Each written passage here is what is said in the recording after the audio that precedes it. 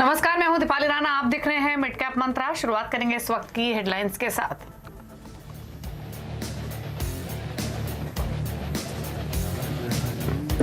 Weekly expiry के दिन बाजार में तेज उतार चढ़ाव। निफ्टी 50 अंक गिरकर फिर 16,900 के पास आया। निफ्टी बैंक में 250 अंकों की कमजोरी। मिड कैप्स भी लाल निशान में। ग्लोबल ईटीएफ्स की भारी बिकवाली से मेटल स्टॉक्स में हाहाकार। 3% से ज्यादा टूटा Nifty metal index. Hindalco, Tata steel, JSW steel 4% से ज्यादा नीचे। आईटीबी फिसला, लेकिन एफएमसीजी, फार्मा जैसे डिफेंसिव सेक्टर्स में हल्की बढ़त। क्रूड के 15 महीने के निचले स्तरों पर आने से ऑयल मार्केटिंग कंपनियों में रौनक। एचपीसीएल, बीपीसीएल 4 से 5% ऊपर। एशियन पेंट्स, बर्जर, पिडिलाइट में भी रौनक।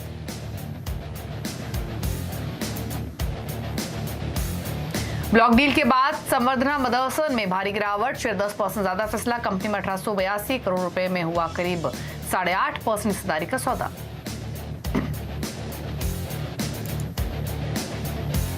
और प्रमोटर्स के शेयर फ्रीज होने से पतंजलि फूड्स में लगा 5% का लोअर सर्किट। कंपनी ने कहा जल्द पूरा करेंगे शेयर होल्डिंग के नियम।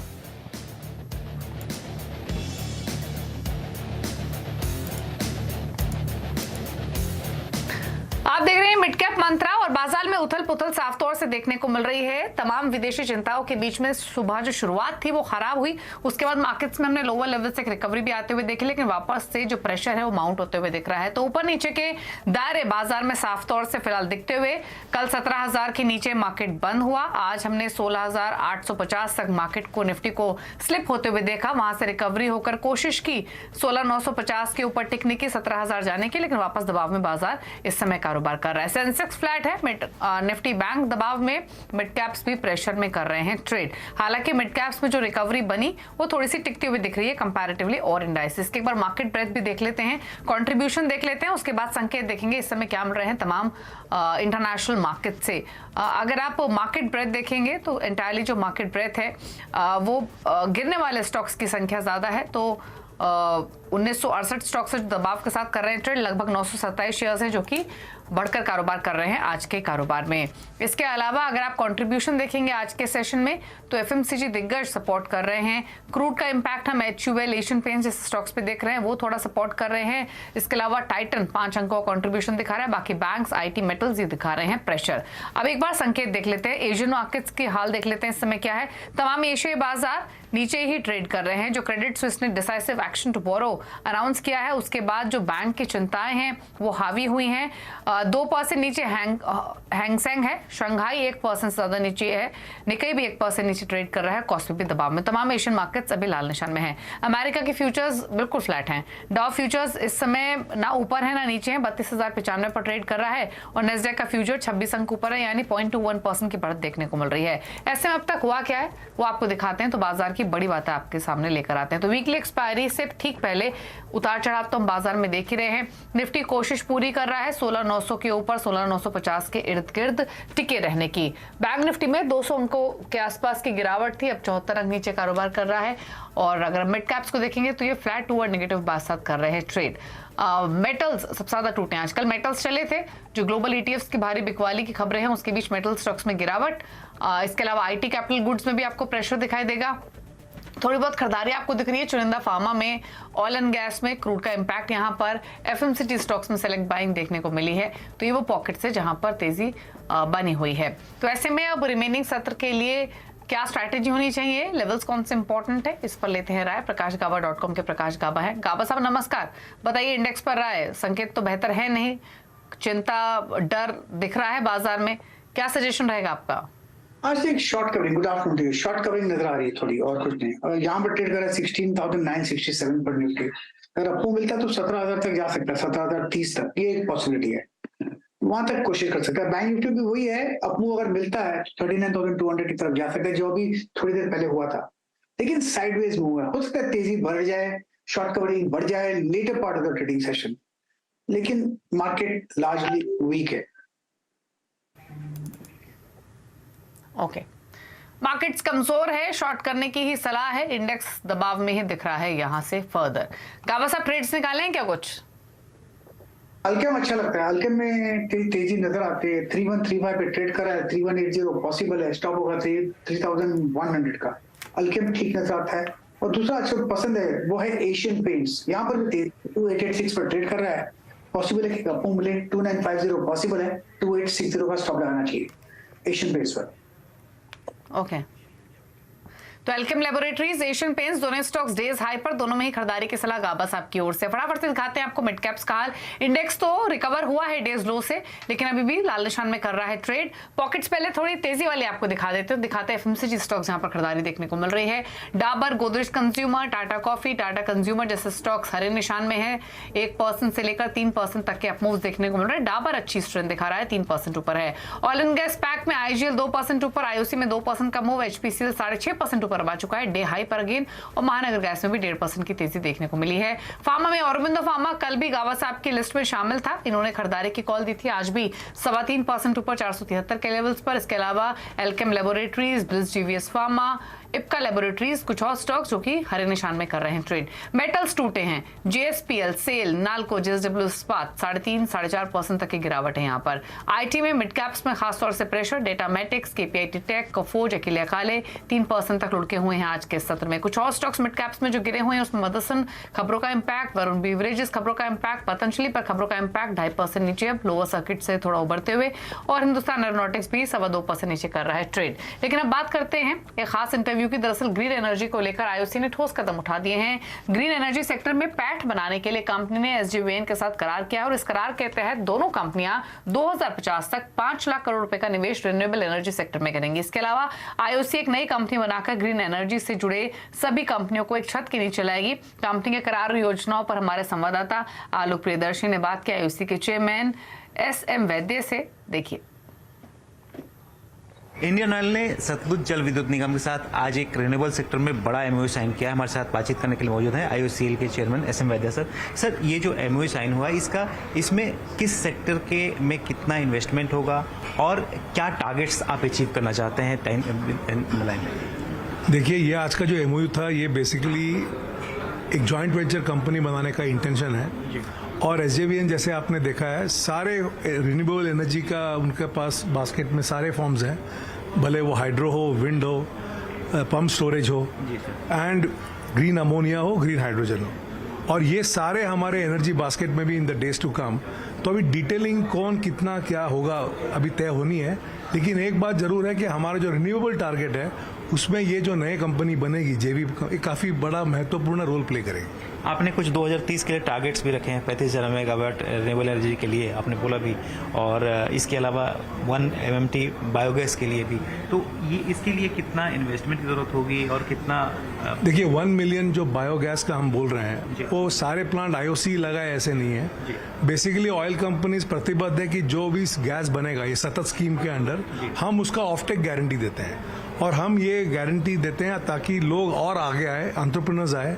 भारत सरकार भी इस इनिशिएटिव को आगे बढ़ा रही है बिकॉज ये एक बहुत ही बढ़िया इनिशिएटिव है जो हमारे देश को पूरा गेम चेंजर है। तो इसीलिए बैंक्स भी आगे आ रही हैं फॉर बेटर लोन कंडीशंस। फिर जो फर्टिलाइजर बनता है इन बायोगैस प्लांट से उसको भी ऑर्गेनिक फर्टिलाइजर है, उसके लिए भी मिनिस्ट्री ऑफ फर्टिलाइजर कुछ काम कर रही है। तो ये सारा इकोसिस्टम अभी ऐसा बनाने जा रहे हैं हम लोग ताकि वो एनकरेजिंग हो नए एंटरप्रेन्योर्स को, ताकि और सतत प्लांट आए। अभी अब प्रेजेंटली सतत प्लांट ओनली 30-40 ही है, पर हमारा लक्ष्य है कि 5,000 प्लांट्स हो, तो इसकी तरफ पूरी लगे हुए हैं। जो 35,000 मेगावाट के लिए 2030 तक उसमें कितना इन्वेस्टमेंट की? उसमें मैं वही बताया, टोटली हमारी इन्वेस्टमेंट 2050 तक 5 लाख करोड़ होगी। तो ये अभी हमने डिटेलिंग कौन से एरिया में कितनी होगी वो अभी बताएंगे आपको, but at this point of time the total investment is 5 lakh crore. इसके अलावा सर, ग्रीन हाइड्रोजन को लेकर भी काफ़ी आईओसीएल ने काफ़ी कह सकते हैं कि प्रीमियर रहा है, काफ़ी काम किया है। ग्रीन हाइड्रोजन को लेकर अभी किस तरह के स्टेटस हैं? क्या आपकी जो मथुरा रिफाइनरीज वगैरह में? देखिए, हाइड्रोजन एक ऐसा मेरे लिए रॉ मटेरियल है रिफाइनरीज के लिए। जो डीसल्फराइजेशन प्रोसेस है उसमें hydrogen is a raw material, तो इसीलिए रिफाइनरीज हाइड्रोजन को कई सालों से, कई शतकों से हम डील कर रहे हैं। तो अभी ये जो हमारा इनिशिएटिव हुआ ग्रीन हाइड्रोजन, क्योंकि आज हमारा हाइड्रोजन ग्रे हाइड्रोजन है, नेचुरल गैस से बन रहा है, उसको हम धीरे धीरे फेज आउट करेंगे ग्रीन हाइड्रोजन से। और एक बात हम बिल्कुल जानते हैं कि जब तक हाइड्रोजन की डिमांड ना हो ग्रीन हाइड्रोजन की, इसका कॉस्ट कम नहीं आएगा। तो इसीलिए रिफाइनरीज आगे आई हैं ताकि जो डिमांड नंबर्स हैं रिफाइनरीज के उसके तहत प्लांट बड़े कैपेसिटी के लगेंगे और ओवरऑल जो हाइड्रोजन की कॉस्ट है ग्रीन हाइड्रोजन की वो कम हो जाएगी। और हमारा पहला इन्वेस्टमेंट होगा पानीपत रिफाइनरी में एक 7 KTA का ग्रीन हाइड्रोजन प्लांट में। तो आईओसी के मैनेजमेंट से तो आपने बातचीत जो हुई वो सुनी। अब बात करेंगे आईटीसी की। दरअसल आईटीसी अगले सप्ताह से देश में पहली बार पनीर स्लाइस लॉन्च करने जा रही है। आईटीसी का क्या है प्लान, इस पर संवाददाता केतन जोशी ने बात की कंपनी के डेयरी डिवीजन के सीओओ संजय सिंघल से।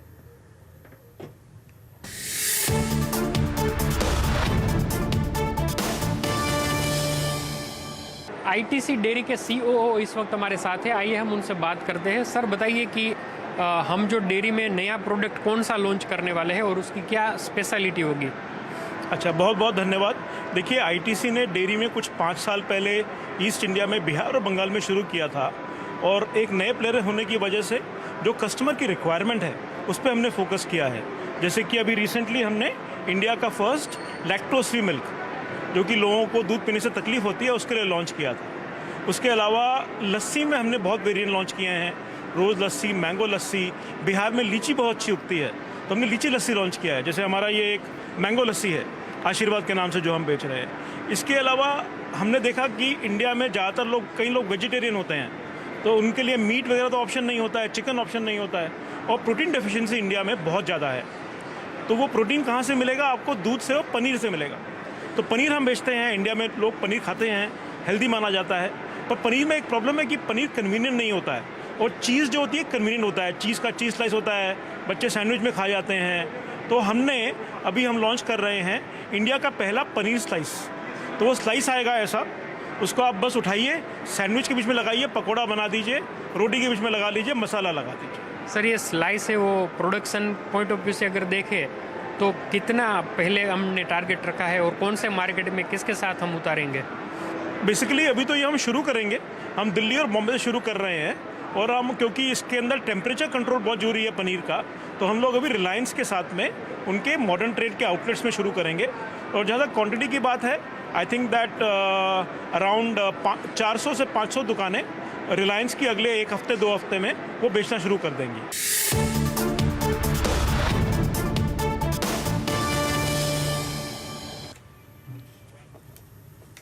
तो इंटरेस्टिंग है। अब पनीर स्लाइस आपको मिलेंगे आईटीसी की ओर से और सैंडविचेस पकौड़ों की बात की आईटीसी की मैनेजमेंट ने तो याद आया कि लंच टाइम भी हो गया है, लेकिन लंच अगर करने जाने का प्लान कर रहे हैं तो थोड़ा सा रुकिए। दरअसल बैंकिंग सेक्टर पर एक बेहद ही खास शो हम आपके लेकर आने वाले हैं ठीक 1:30 बजे, जहां कंप्लीट सर्कल के मैनेजिंग पार्टनर और सीईओ गुरमीत चड्ढा हमारे साथ बने रहेंगे। तो देखिए बहुत ही स्पेशल शो और आपको समझ में आएगा कि एग्जैक्टली क्रेडिट स्विस का पूरा संकट क्या है। एक ब्रेक के उस पार खिलाड़ी नंबर 1 का अपडेट, कुछ और खबरें, जल्द वापस आते हैं।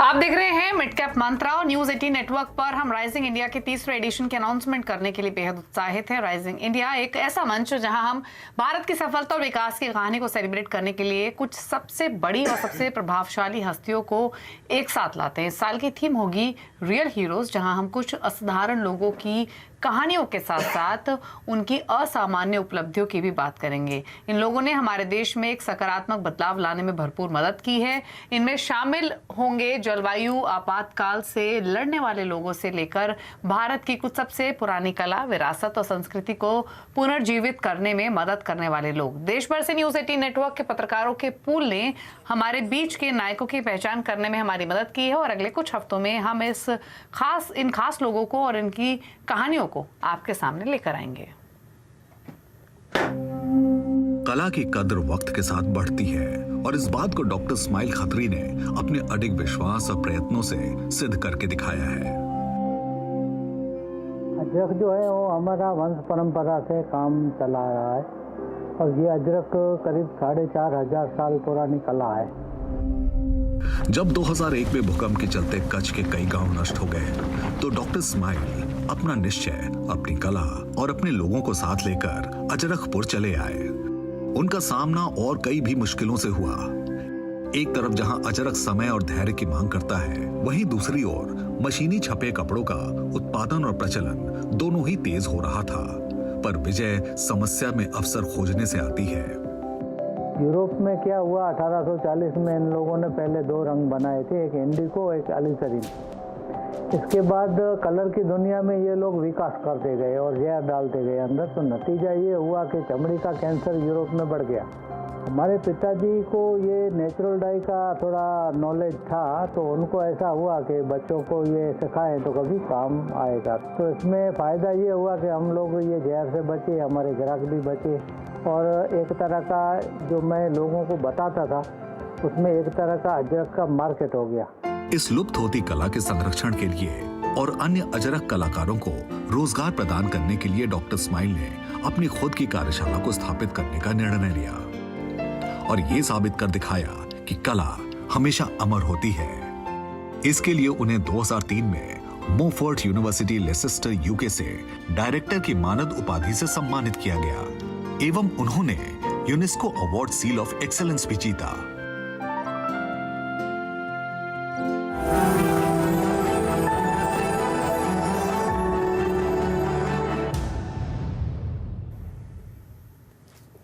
तो देखते रहिए हमारा ये खास पेशकश राइजिंग इंडिया रियल हीरोज, जहां हम आपके लिए विभिन्न क्षेत्रों में काम करने वाले असली हीरोज की कई और कहानियां लाते रहेंगे। अब बात करेंगे खिलाड़ी नंबर 1 के अपडेट की। मुकाबला चल रहा है रत्नेश गोयल, अमित सेठ और आशीष क्याल के बीच में। पहले दिखाते हैं पोर्टफोलियो के अपडेट्स अब तक के क्या क्या हैं। तो एक अपडेट है रत्नेश गोयल के पोर्टफोलियो से, जहां उन्होंने कोफोर्ज एक ट्रेड ऐड किया है। यहाँ खरीदारी करने की सलाह है। 3550 के लक्ष्य के लिए 4100 का आपको स्टॉप लॉस मेंटेन करना होगा। रिटर्न की स्थिति दिखा देते हैं। अब तक आशीष क्याल ने बढ़त बनाई हुई थी और क्लोज कॉम्पिटिशन उनको दे रहे थे रत्नेश गोयल। अभी अगर आप देखेंगे रिटर्न की स्थिति मुनाफे के मीटर में, तो तीनों ही खिलाड़ियों के बीच में लीड कर रहे हैं आशीष क्याल 10.5% रिटर्न के साथ। रत्नेश का पोर्टफोलियो 9% रिटर्न दे रहा है और अमित सेठ का पोर्टफोलियो 3% रिटर्न लैंड कर रहा है।